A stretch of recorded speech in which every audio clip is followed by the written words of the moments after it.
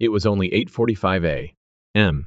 But this Monday was about to be the worst Monday of my life. Earlier that morning, I had kissed Marissa, my wife of 15 years, on the cheek and wished her a good day. She's a real estate agent, a damn good one judging by her commissions and bonuses, and had been for most of our marriage. And you have a good day, she said in the fake realtor voice she liked to use. She knew I hated it when she used that voice and the fake persona that went with it. Making matters worse was her little smirk that she looked at me with. It was like she had some secret she was hiding from me. I made my way to the office thinking about the work piled up on my desk. I had several reports to finish before the end of the month, which was coming up in just a couple weeks. As usual, I arrived at the office at 7:45, put down my briefcase and headed to the men's room for coffee, and then it hit me. Standing at the urinal, I felt as if I were running a blade through my penis. I couldn't help myself. I screamed in agony.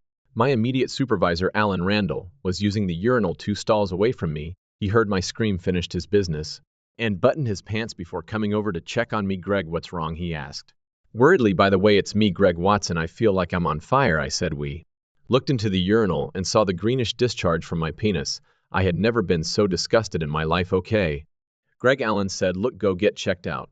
Let me know what the doctor says I need to finish all these reports." I moaned. "Don't worry about them," he said. "I'll take care of them. In the meantime, you take care of yourself. If you need to take a few days off, let me know. You've got plenty of sick leave in reserve." "Thanks, boss." I said. "I'm sorry about that." "Hey, life happens," he said with a wry smile, trying to cheer me up. I washed my face and went back to my office, where I picked up my briefcase. On the way out, I told the receptionist that I would be gone for the next day, maybe more. I thought about going to my regular doctor, but his office was on the other side of town, and I doubted I would be able to get in to see him today, so I decided to go to the Erg Care Center, located a few blocks from the office. They took samples from me and asked me to sit in the waiting room while they analyzed them. It seemed like an eternity, but it was only half an hour. Finally, a nurse came out and called my name. "Greg Watson," the young woman called out. I looked up and saw her beckoning me toward her. She was looking at me like I was an insect. I couldn't help but wonder why, and got up to follow her. She pointed to the observation room. "Have a seat, Mr.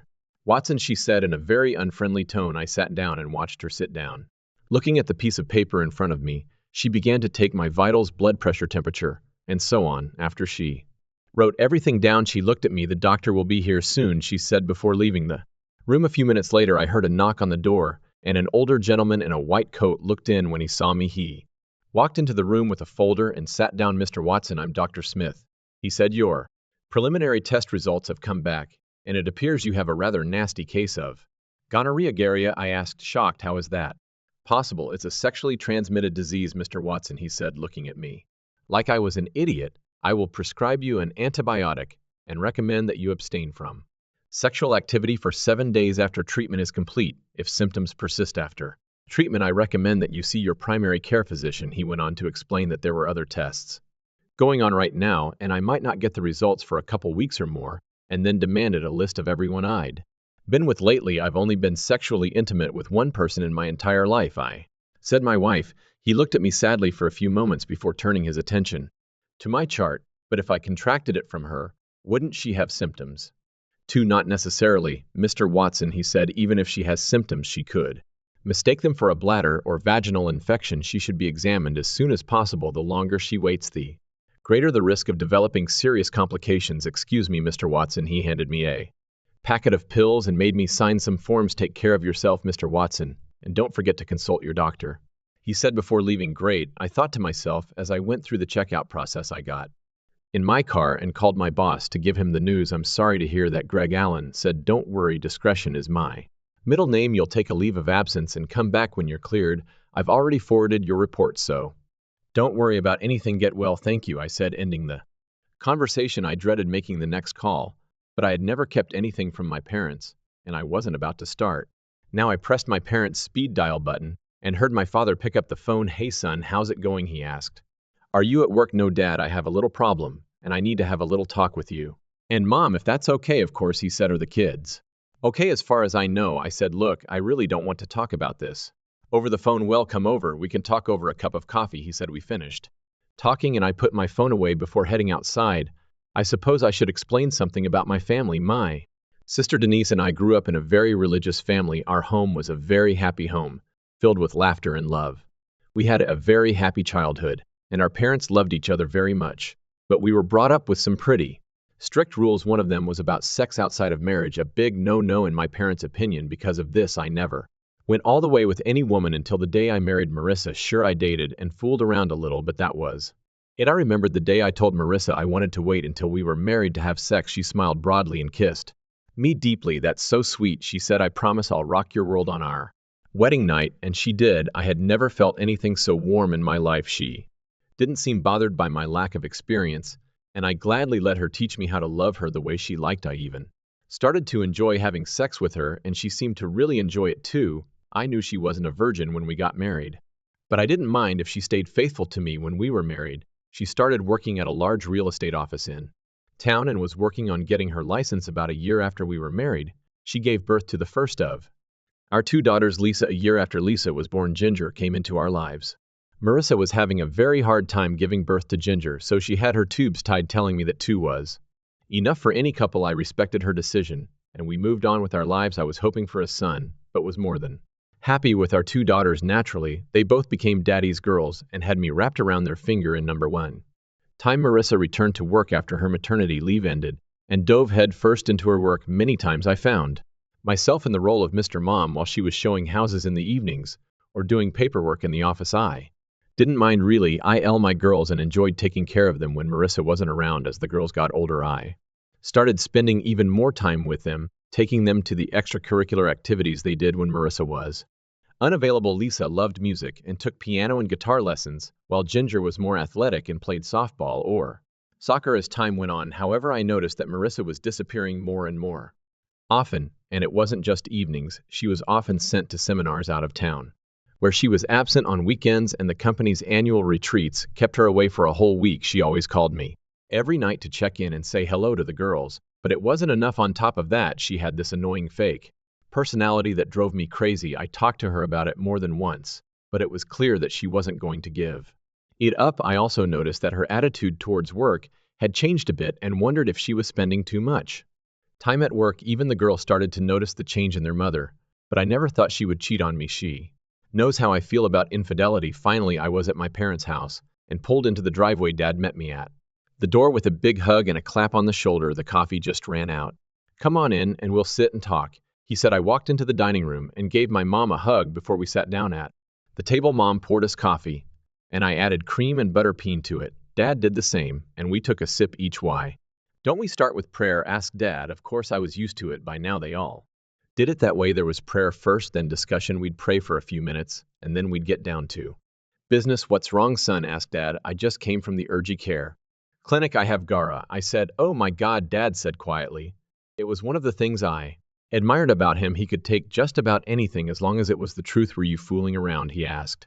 After a few awkward minutes, no, Dad, never. I told him. Marissa is the only woman I've ever been with. He nodded his head. I believe you, son, he said. I just wanted to hear it from you. So what are you planning to do? Mom asked. I don't see any other option but to divorce her over this. I said. It's going to be hard on the girls. She said. Yeah, but they're old enough to understand. I said. Besides, there's no way I can let it go. Even if she said she won't do it anymore, there's no way I can believe she'll keep her word. Do you have any idea how long this has been going on? Asked Dad. No, nothing. I just found out this morning that it's happening with this. I said. Adultery is a valid reason for divorce. He said. I hate that it's happening, but I don't see any other way out. Hold on a second, he added, getting up and heading into his office. I looked at my mom, who looked devastated by what was happening. I'm so sorry this happened, Greg, she said. I always thought Marissa was a wonderful girl. Me too, Mom, I said. I think she fooled us all. By then, Dad had returned with his Rolodex. He went through the cards until he found the one he was looking for. He pulled it out in triumph. There she is, he said. You know Gina Hawkins? Yeah, she goes to our church, right? I asked. Yeah, she's a family law attorney. Let me give her a call, he said. I wasn't surprised that he had her card. Being one of the deacons at the church, Dad had a bunch of cards that parishioners gave him. As I watched, he called Gina's office, and I could hear him talking to the receptionist, who I realized was her secretary. Finally, he was connected to her office, and I was able to hear his side of the conversation. Gina, hi. It's Dan Watson. Yes. From the church. We're fine here, thank you. And you good? Listen, I was wondering if you could take care of my son sometime soon. He's got a little problem, and I think you might be able to help him out. Really? This afternoon, 12:30? That's great. I'll make sure he gets there. Thank you, Gina. I owe you a lot. Of course, take care of yourself. And give your little one a big hug for us, okay? Bye. He hung up the phone and looked at me. That was Gina. She said she had a canceled appointment and she can see you today at 12:30. He told me she said you need to bring your financials and tax returns for the last 2 years. Okay. I said I guess I'd better head inside to pack my things. Sounds like a plan, son, Dad said. You know you're going to have to tell Marissa about the STD. She'll have to get tested too before she spreads it even further than she already has. Maybe the girls should stay with us for a while, Mom said. The house will probably get a little uncomfortable with all this going on. You're right, Dad said. Maybe they should stay a few days until things settle down. Look, son, why don't you bring the girls after they get home from school? We'll make sure they get to school on time. I will. Thanks, Dad, I said. We talked for a few more minutes, and then I got up to leave. Dad hugged me at the door. It'll work out, son, he said. Just don't do anything stupid. I know you probably want revenge on Marissa, and I don't blame you for that, but remember, Romans 12:19, vengeance is mine. I will repay, says the Lord. You got it. I don't want to have to bail you out of jail. You've got 2 girls to think about. I grinned. No problem, Dad. I got it. I told him. I got back in the car and headed home. Dad was right about one thing. I wanted revenge on Marissa and her lover.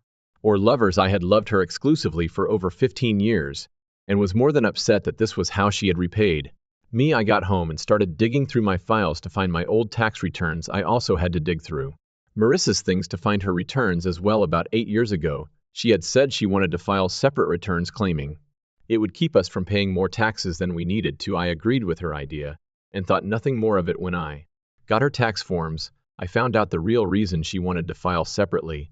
It turned out that she had gotten a lot more in bonuses and commissions than I had realized. I knew how much she had put into a joint bank account and wondered where all the extra money had gone. Digging deeper, I found a folder of bank statements. I noticed that they were from a bank we did use. Looking at the last statement, I saw that she had managed to put away almost $1 million over the past 8 years. What was she planning? I asked myself. Was this her exit strategy?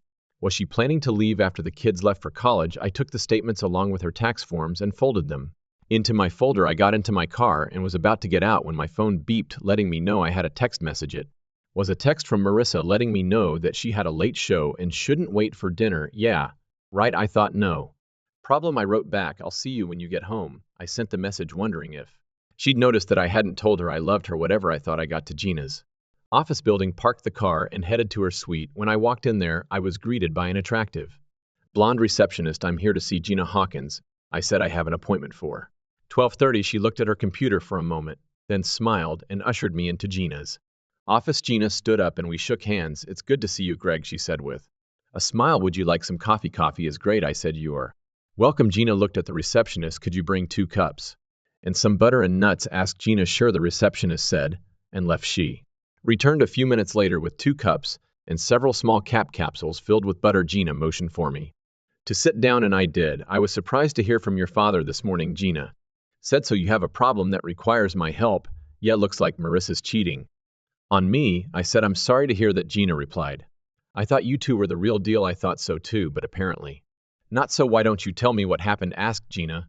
I told her about our marriage ending with the trip to the clinic this morning and the bank statements I found today. Well, I understand how you feel, Gina said. Let me explain a little bit about what divorce is in this state. You see, divorce isn't about justice. It's all about money, more specifically how much of it you have and how much of it your wife's lawyer can get from you. Although this is a no-fault state, you can file for divorce on the grounds of adultery, but you have to have very strong evidence. What about the STD she passed on to me? I asked. I agree, it sounds very convincing. But her lawyer could easily argue that you got it from another woman. Gina said. You and I both know that's not true. But that doesn't matter. What matters is what the judge will believe. As for the money she put aside, she could easily argue that it was intended as a retirement surprise. You don't believe that for a minute, do you? I asked. No, I don't. It looks like an exit strategy to me. She's obviously waiting for the right time to make her move. I'm guessing she's waiting for the girls to finish school so she won't be left holding the bag again. This will be hard to prove in court, so I'm just unlucky.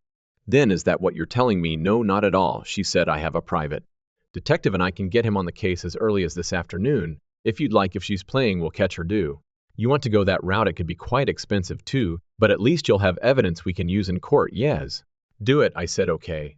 She said. Gather all the information you can, make and model of her car, license plates, that sort of thing. Any idea where she might be? Hold on a second, I said, pulling out my phone. I installed a phone finder app when she lost her cell phone a few months ago. Let Me see if it still works. I opened the app and ran a search according to it her phone was located at. A house on the north side of town. I showed Gina the address, and she wrote it down. Okay, let me contact my private investigator, she said, picking up the phone. While I waited, she talked to her private investigator and emailed him the information I had given her. She ended the conversation and looked at me. Okay. We're all set. If there's something going on, we'll know soon enough. Now let's get down to business. I understand you have two teenage daughters, is that correct? Yes, Lisa. And Ginger. Lisa is 14. And Ginger is 13, not yet old enough to decide which parent they want to stay with, but getting close. Do you want to seek custody? Yes, I do. I told her. Okay, just so you know, the courts usually give primary custody to the mother. It may take a while, but we can try. Who is the primary custodian? She asked. Yeah, since Marissa usually goes out for many evenings, I told her. Just curious, are you 100% sure these are your children? I think so. Yes. Does it matter? At this point, my name is on the birth certificates. I'm the one who raised them, changed their diapers. I'm the one paying for their care. I understand you, she said, but it would still be nice to know for sure. One way or the other, I'll give you the name and address of a lab or you can get a test kit. They usually make them pretty quickly. Okay, I said. What about your house? Are you buying or renting? Neither. I said the house belonged to my grandparents after they died. It went into a family trust in my parents' name. They let us live there. Okay, so I won't have to deal with the mortgage. Good, she said. I'm sure there are things in the house that will need to be divided. Generally, joint assets like bank accounts and stuff are divided 50-50. I'll give you a list of what needs to be done when we're done. Okay, is there anything else? I asked.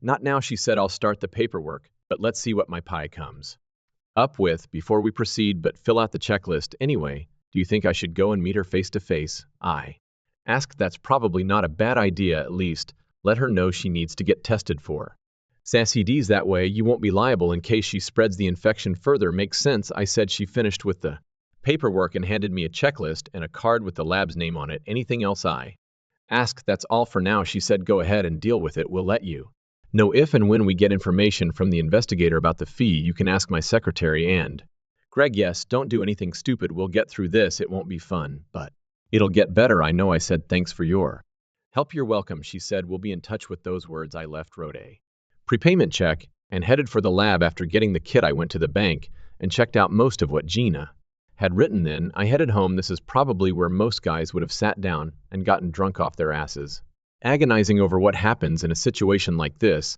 and why. But I didn't. Sure, it hurt. I'd never felt such resentment and betrayal in my life.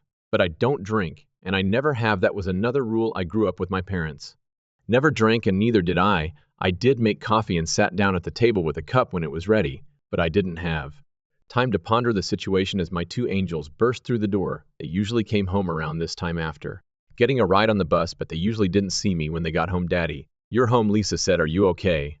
Yes, Daddy. Why are you home so early? Asked Ginger.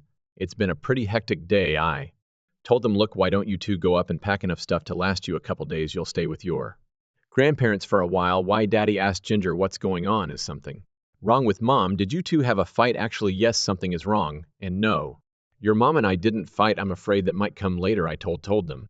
You caught her cheating, didn't you? Asked Lisa. I looked at her shocked. What did she know? What makes you think that? I asked her. She lowered her eyes in embarrassment. I heard her talking to someone on the phone a couple times. Lisa said. I couldn't make it out, but she was talking in her fake voice. You know, the one she uses to annoy you. Yes, I know, I said. What did you hear? Something like, I can't wait to see you again, love. Like I said, I couldn't hear everything, and she giggled like a little girl, but it didn't sound like a professional call at all. I'm sorry I didn't tell you sooner, but I know how much you hate gossip, she said. It's okay, I said, hugging her. Plus, she's been acting pretty weird lately.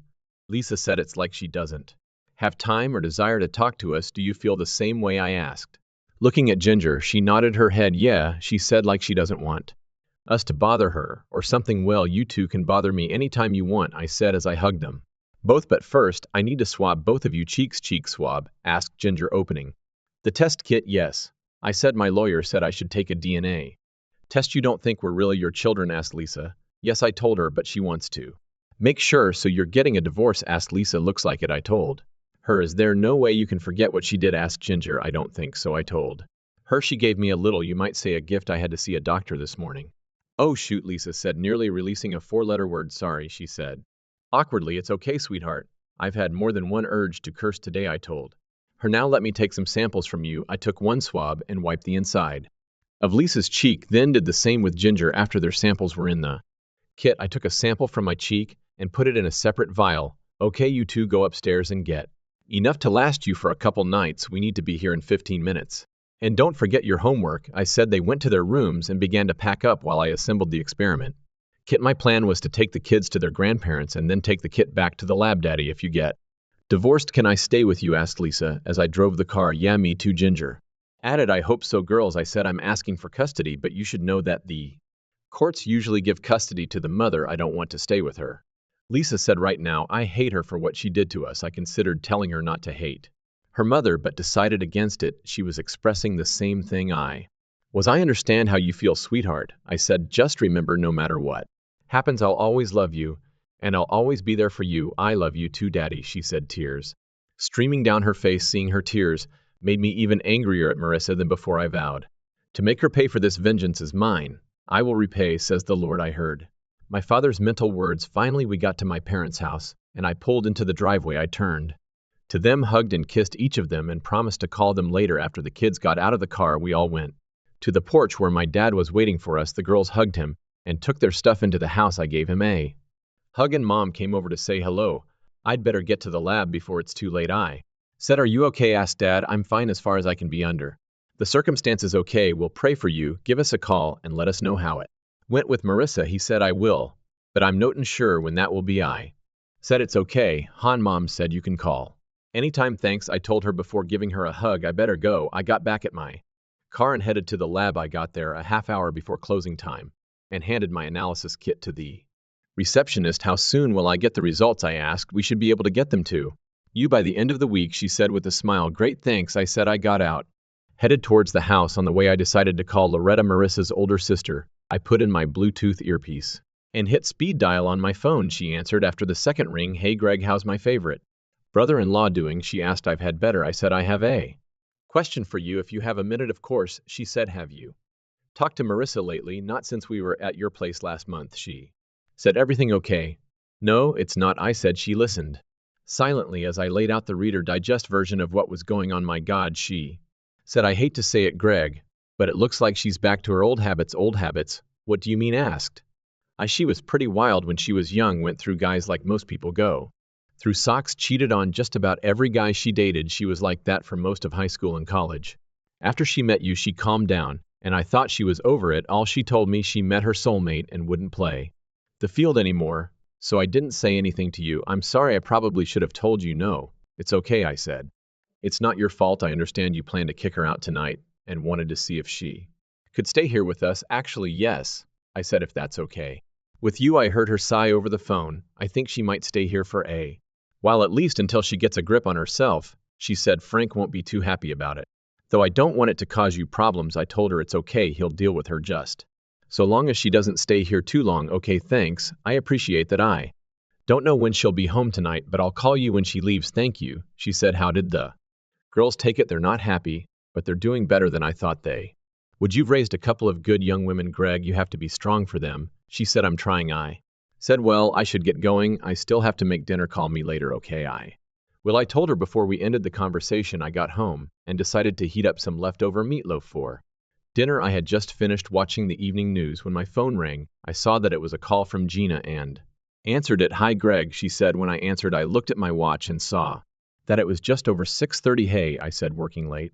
tonight for you? Yes, she said. I just got some preliminary information from a private investigator. It seems your wife was a very busy girl. She's been with 3 men since 1 o'clock this afternoon. Wow, I thought 3 men in 1 day. When does she even have time to work, really? I asked. Yes, she said. Anyway, I'm forwarding the information to your email, photos, video, and a summary of the report. I'd recommend you don't watch the video, but you should listen to the last few minutes. Pretty enlightening stuff, so do.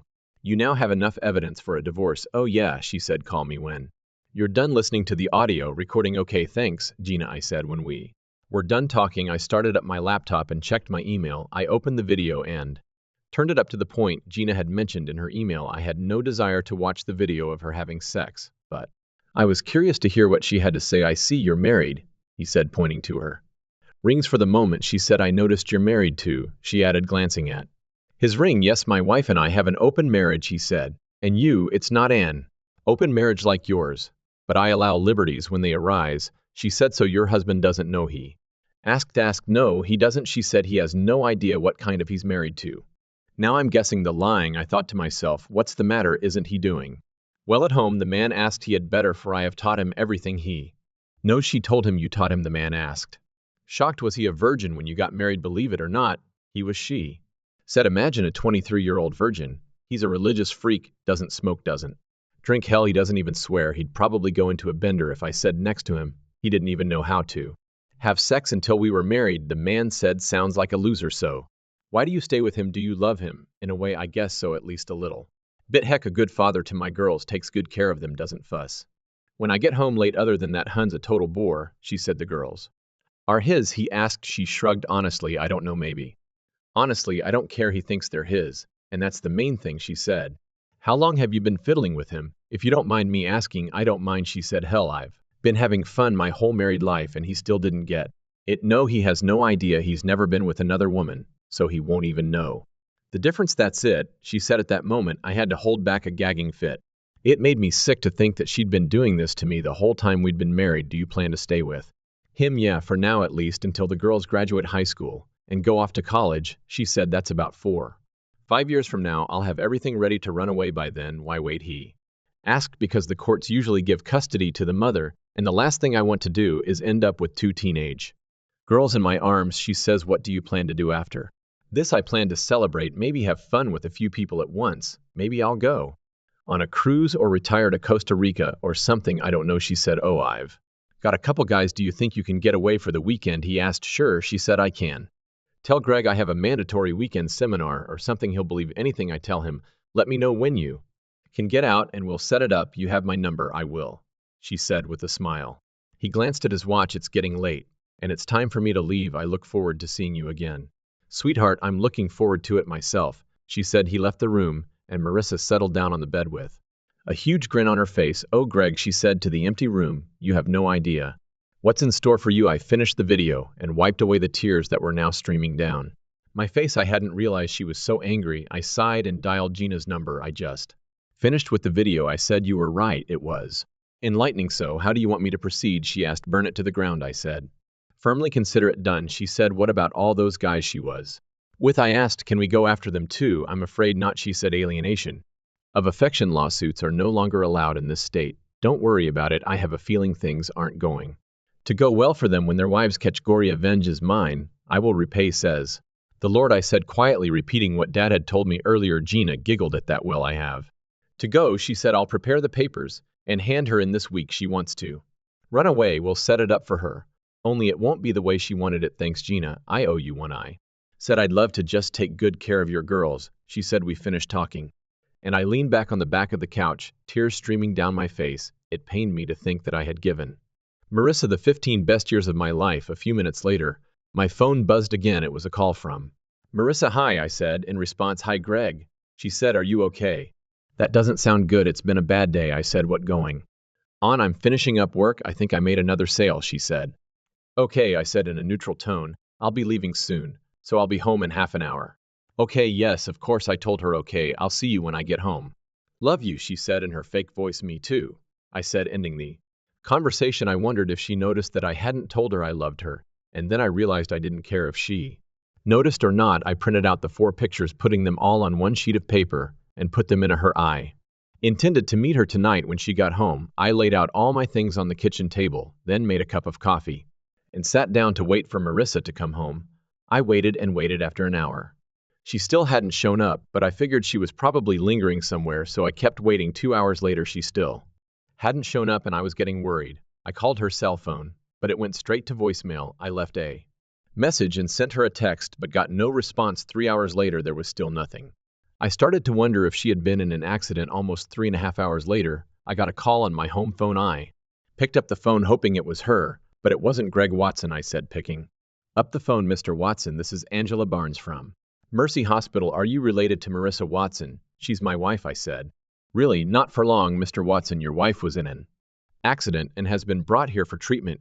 Can you come as soon as possible? Yeah, I said. Is she okay? What happened? I'm sorry, sir. I can't give you that information, Angela said. Her doctor would like to speak with you when you get here. Just ask to be called to the courtesy desk and they'll take care of you. Thank you, I said. She ended the conversation, and I wondered what had Happened I put the paper with the pictures in an envelope and slipped it into my jacket pocket. I thought about calling Dad or Loretta, but decided to wait until I had more information. I jumped in the car and hit the road. I reached the hospital and went inside. As I approached the courtesy desk, I introduced myself to the middle-aged lady behind the counter and gave her my wife's name as a patient. She checked Marissa on the computer and turned to the other woman next to her. Would you please escort Mr. Watson to the ICU? She asked. Sure, the other woman said, and looked at me. She went around the counter and indicated for me to follow her, which I did. We went upstairs to the ICU, and I was met by a uniformed police officer.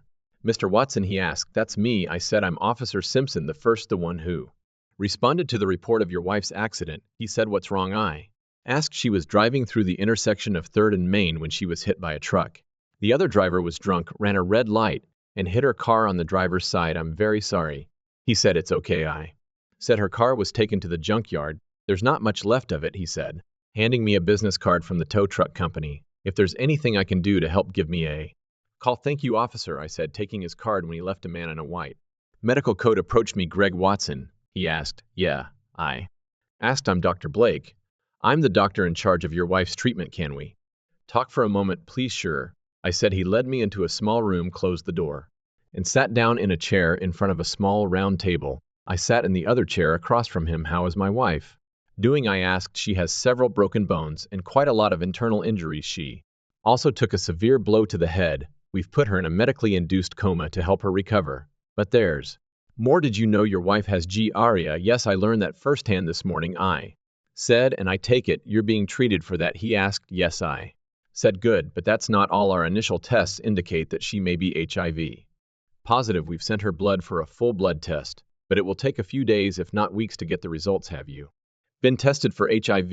Not that I know of. I said. They drew blood when I went to urgent care this morning, but I don't know if they checked it. I suggest you see your primary care physician as soon as possible. Tomorrow would be a good time. The sooner you take the test, the better. If either or both of you test positive, you should discuss this with your doctor. In general, if you practice safe sex and take your medication, you should be able to have a fairly normal sex life. He said. It depends on her. He said it could take anywhere from 10 days to 2 weeks, depending on how quickly she heals. She could be here for a while after that.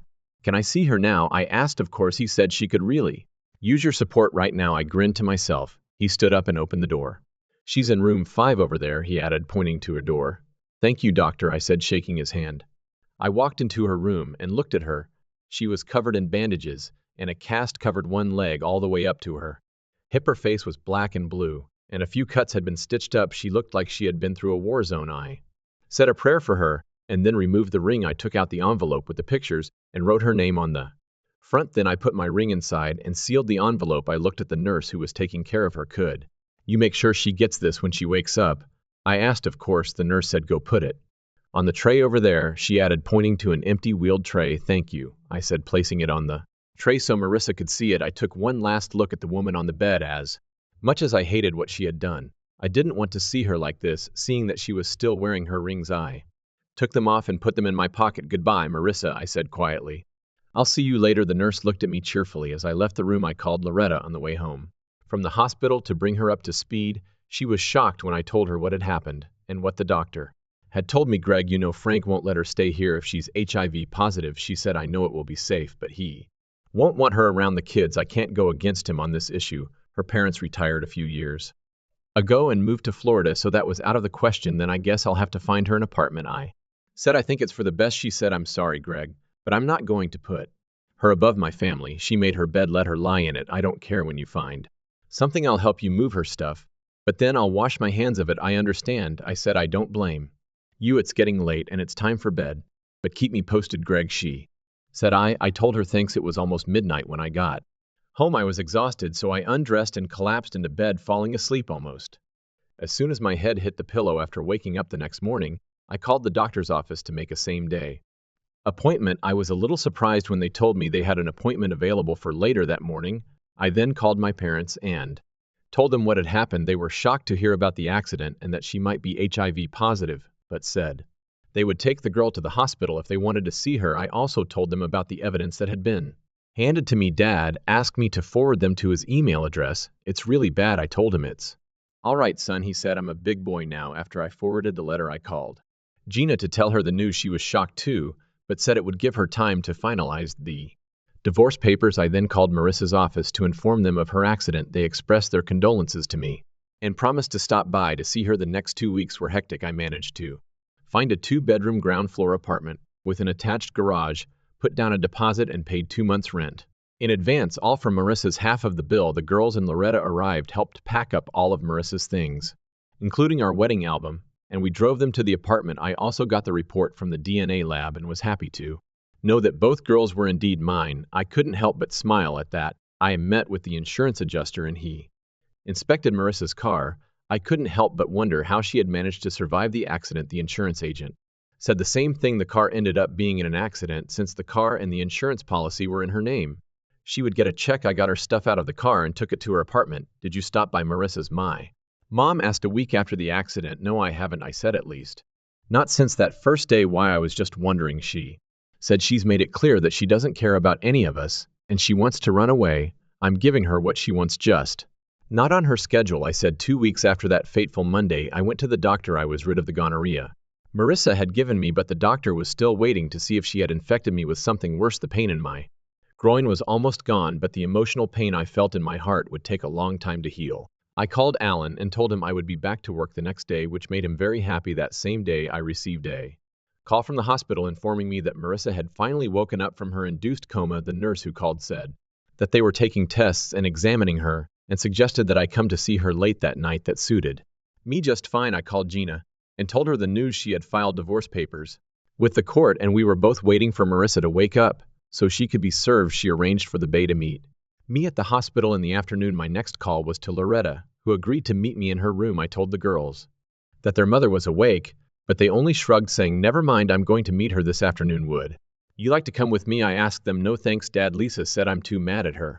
right now." "Me too," Jinger said. "Besides, I have a lot of homework to do." "Okay, then I'll take you to your grandparents when I leave." I said I knew it would be harder on them than it was on me, and I didn't want to force them to see their mother if they didn't want to. Around 4:30, I drove them to Mom and Dad's house and explained that Marissa was awake and I would meet Loretta and the bailiff there. "Let us know how it went, son," the father said.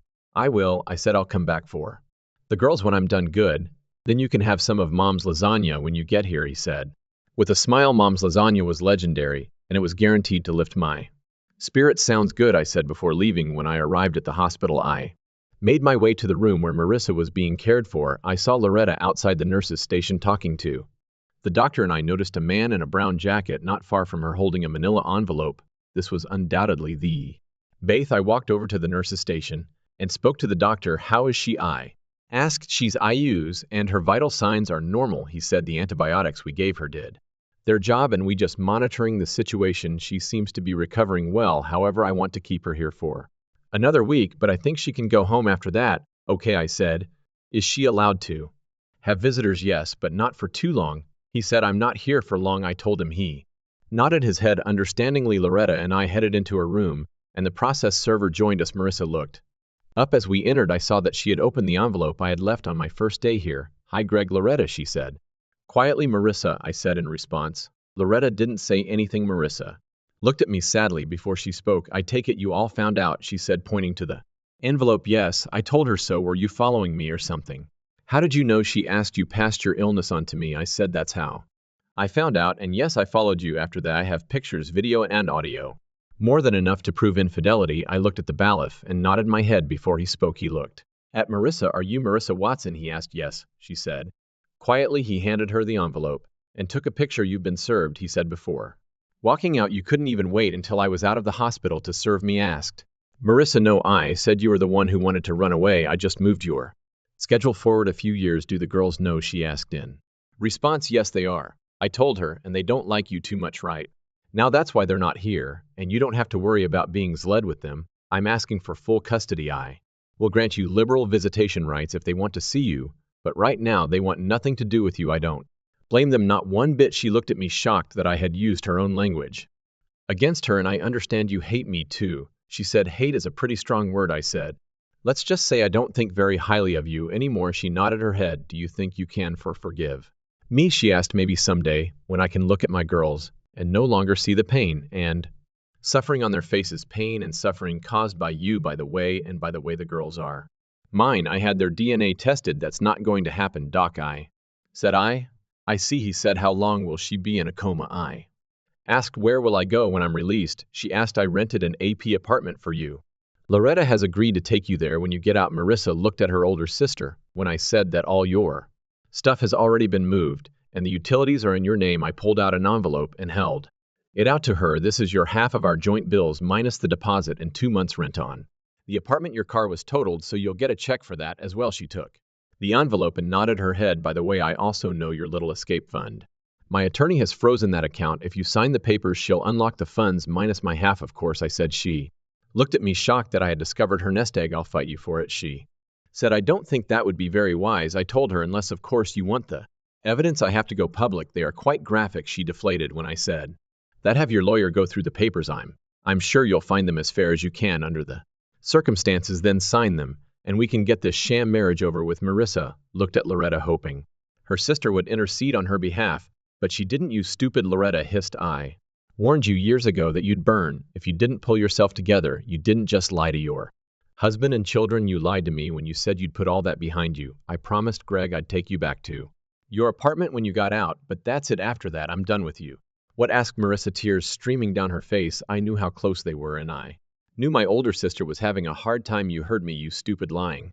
Loretta said, after I take you to your apartment, I never want to see you again until you clean yourself up. Do you hear me? Sobbing, Marissa nodded her head. I'm so sorry, she cried. That and a $5 bill can buy a cup of coffee. Loretta said, I'm serious. I don't want you anywhere near my family until you pull your head out of your ass and start by apologizing to your husband and your girls. With tears in her eyes, Marissa looked at me. I'm so sorry, Greg, she said.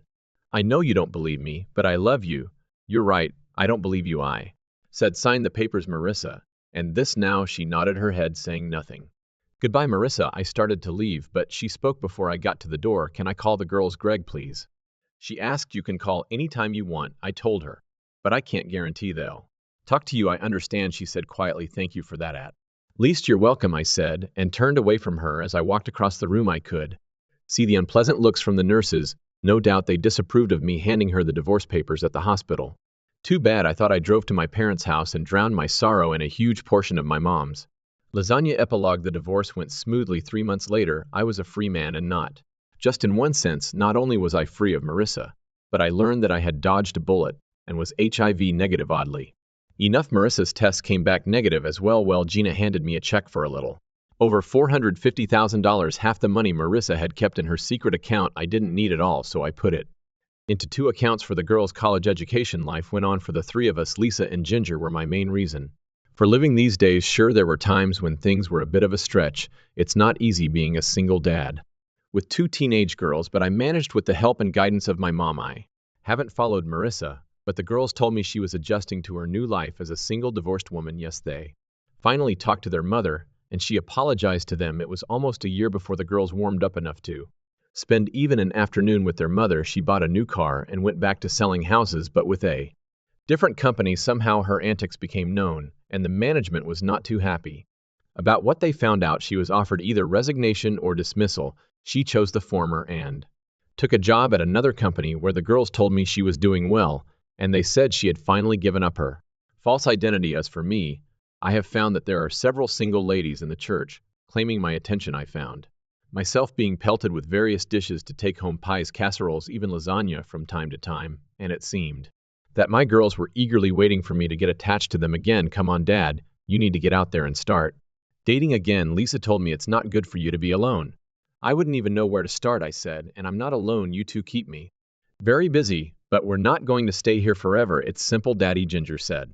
You walk up to a woman and ask her out to dinner. You can do that, right? I looked at my youngest daughter and wondered when she'd become an expert on dating. I guess I could give it a try. I said that Wednesday night I ran into Rhonda Carson in line at the coffee shop at our church. She had lost her husband in Iraq a few years earlier and was raising her 17-year-old daughter alone.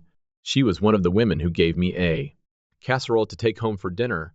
Hi, Rhonda. How are you doing? I asked. Hanging in there, Greg, she said. How about you? I'm fine, and I really enjoyed the casserole you gave me last week. I said, thank you. Do you handle raising your girls alone? She asked. It's a little difficult sometimes, but yeah, I manage. She laughed. Well, if you're managing, then you're pretty good at it, I guess, she said. How are you doing? You have a Teenage daughter too, I said. The hardest part is trying to handle everything alone, she says. I can understand that, I said. We grabbed coffee and sat at a table, talking about the difficulties of single parenthood when I decided to step up. Look, Rhonda, I'm totally new to this whole dating thing, but would you like to have dinner with me sometime, maybe this Friday, I asked. She thought for a moment, smiled, and nodded her head. Yes, Greg, I'd like that, she said.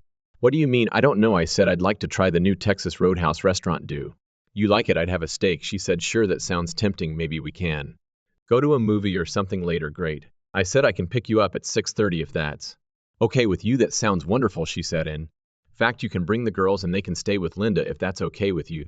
They had known each other for a long time and were already friends, so I thought it would be a good idea. Sounds good to me, I said. The girls were excited about my date with Rhonda, and they liked the idea of spending the evening with Linda, so it was all set.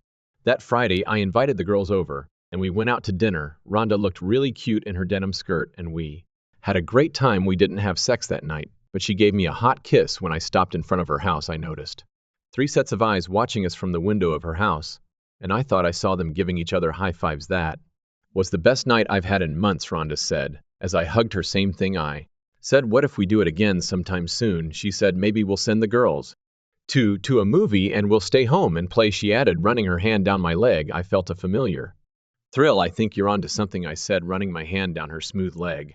The girls were excited about our date, and I had to admit that I was feeling pretty good about it too, and enjoying the time with Rhonda. I'm not sure anything long-term will come of this, but I'm willing to take the risk. Thanks for watching. I hope you enjoyed it, so subscribe to my channel and watch the next video.